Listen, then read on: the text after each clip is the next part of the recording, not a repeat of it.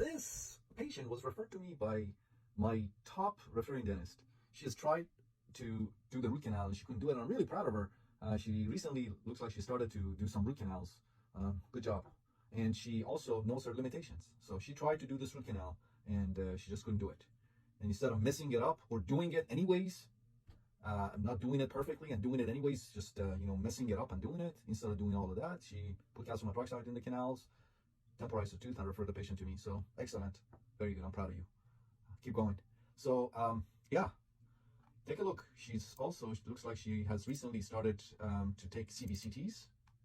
So these are what the CBCTs that she sent me for this tooth number 14. Let's see here. Let's see what we got. Let me go to the next one. Okay, the tooth had a very interesting anatomy. I just saw the CBCT after I did the root canal. I hadn't even seen the CBCT before the root canal. I just saw it when I was gonna present the case, and I'm looking at these and I'm like, what are these? And I clicked on them and she had sent me a CBCT. So this tooth, when I looked at the PA, I knew it was a special tooth. All right, take a look at it. I've treated a few of these before. I've treated a few of these teeth before. They're kind of like the equivalent of the C-shaped anatomy for the upper molars. Usually you get the C-shaped anatomy with the second molars on the mandibular mandibular teeth. But in this case, this tooth had a kind of C-shaped anatomy. So what it was that basically the palatal and distal buccal anastomosed. And anastomosed not just by just a little tiny canal or little tiny corridor, they anastomosed pretty substantially. And I will show you my post-op radiograph of the tooth. But back to these CBCTs. So take a look here.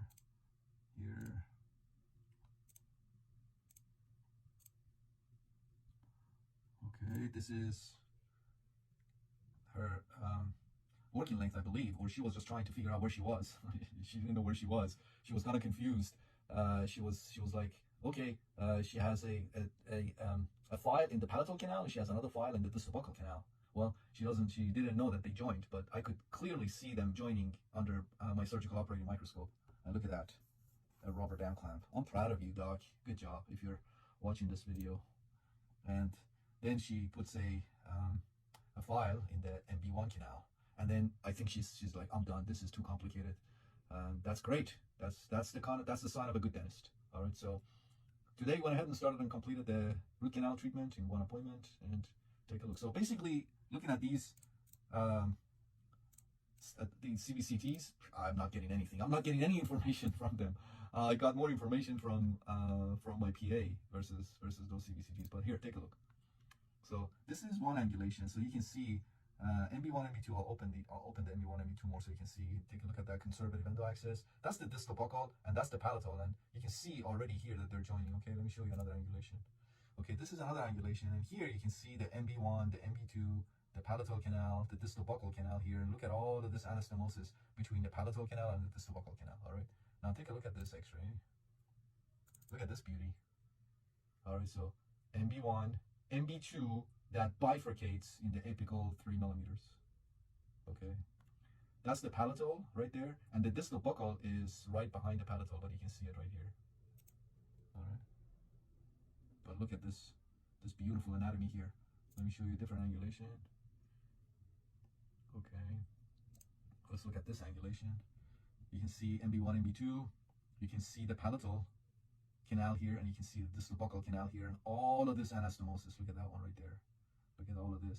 Look at all of these laterals and all of these complexities. Look at that. There, and look at all of this anastomosis between the distal buccal canal and the palatal canal. It was kind of like a C-shape. Very interesting anatomy, very interesting tooth. And that's another angulation. Look at this angulation here. All right. So anyways, as you can see, everything went beautifully. It took us about 45 minutes. We went ahead and temporized the tooth and referred the patient back to his dentist for the permanent restoration.